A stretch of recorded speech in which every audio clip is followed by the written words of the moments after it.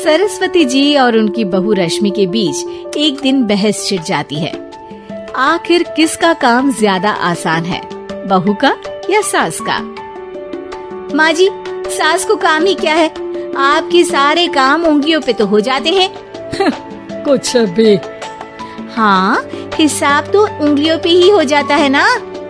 अरे बेटा, ऐसा सिर्फ अभी लगता है। जो मुझे करना पड़ता है ना, वो तुझे करना पड़े तो समझ आएगा कि असली काम का पहाड़ कैसा होता है। ठेले बराबर वजन भी नहीं है आपके काम में, और बात पहाड़ों के वजन की कर रही हैं आप। तू ऐसा करती ही क्या है घर में बेटा, ये तो बता मुझे। मैं थोड़ी ना कुछ करती हूँ, सब जादू से हो रहा है इस घर में। अरे एक दिन मेरा काम करोगी तो समझ आएगा।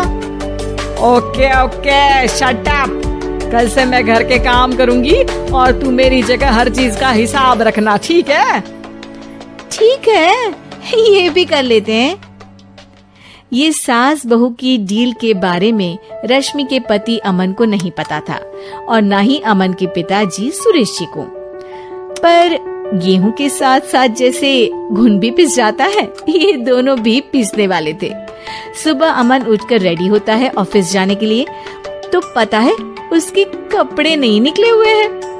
अरे रश्मि, तुमने मेरे कपड़े नहीं निकाले? अपनी माँ से पूछो ना, उन्हीं का काम है ये। अमन अपनी माँ के पास जाता है। अब मेरे कपड़े आज आप देने वाले हो क्या माँ? हाँ, देना तो मुझे ही चाहिए, पर तेरी बहू ने कपड़े धोने ही नहीं डाले, तो कोई भी धुला हुआ कपड़ा नहीं है बेटा। हैं? ऐसा क्यों? कपड़े तो धोने आप ही देते हो ना माँ? अरे बहू ने तुझे बताया नहीं, अब हम अदल बदल गए हैं। मैं अब बहू और तेरी बीवी सास। अमन परेशान हो गया।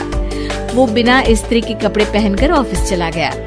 सरस्वती जी अपने घुटने के दर्द के कारण झुककर घर साफ नहीं कर पा रही थी और ना ही खाना बनाना याद रख पाई। उधर रश्मि पहले ही दिन घर की चाबी घुमा चुकी थी और 300 रुपए का हिसाब अलग नहीं मिल रहा था। पर दोनों का ही घमंड कैलाश पर्वत से भी बड़ा था और दोनों ही खेमे एक दूसरे की बात मानने को बिल्कुल तैयार नहीं थे। शाम को जब सुरेश जी और अमन खाना खाने बैठते हैं, तो सरस्वती जी उनके सामने गाजर और पपीते लाकर रख देती हैं। अरे माँ, ये क्या है? ख्याली पुलाव के साथ सलाद। माँ जी खाना बनाना भूल गई लगता है। अरे एक एक चमन्नी का हिसाब है मेरे पास, खाना बनाना कैसे भूल जाऊंगी? ये तो मैंने पढ़ा था कि फल फ्रूट खाने से सेहत अच्छी रहती है, इसीलिए ये ले, एक फल खा ले। रात को सुरेश जी और अमन अपनी मीटिंग बिठाते हैं अकेले में। बाबूजी, इनकी लड़ाई के कारण ना हमें ठीक से खाना मिल रहा है, उल्टा घर के सारे काम रुक गए हैं। हाँ बेटा, 2 भैंसों की लड़ाई में बेचारे खेत के पौधों का भी नुकसान हो रहा है। पर पापा, क्या बताऊँ आपको, मैंने माँ को इस महीने की 2 तारीख को बिजली के बिल के पैसे दिए थे।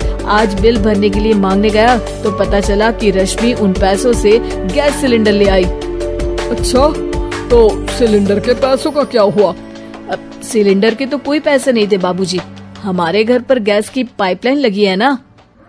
बेटा, इन दोनों का कुछ करना पड़ेगा, नहीं तो अपने घमंड के चक्कर में पूरा घर बर्बाद कर डालेंगे ये दोनों।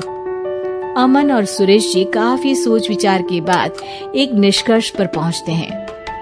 रात ही को दोनों अपनी पत्नियों की अलमारी से नई साड़ी निकालते हैं और सुबह जब रश्मि और सरस्वती जी उठते हैं तो देखते हैं कि दोनों पति साड़ी पहनकर चढ़ाव पर सब्जियां काट रहे हैं।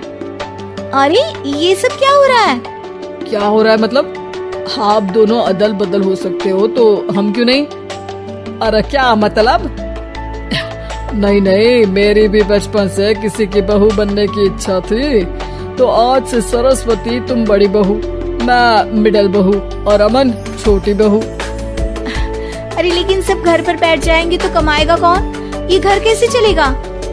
अब वो तो भैया या बाकी लोग जाने, अब हमने भी अदल बदल कर ही लिया है तो कुछ नहीं हो सकता। रश्मि और सरस्वती जी को समझ में आ जाता है कि उन दोनों की आपस की डील की वजह से इन दोनों को बहुत तकलीफ हो रही है और उनके ईगो ने दूसरों को कितनी यातनाएं दी है। अब असल में माँ जी आप सही थी, सास बनना बहुत मुश्किल है। अरे हाँ बेटा, और तू भी, मुझसे तो नहीं हो पाया सब घर के काम, वापस बदल ले क्या? हाँ हाँ बिल्कुल माँ जी, और अब आप दोनों भी बदल लीजिए, कोई आ गया तो आप दोनों को देखकर क्या सोचेगा।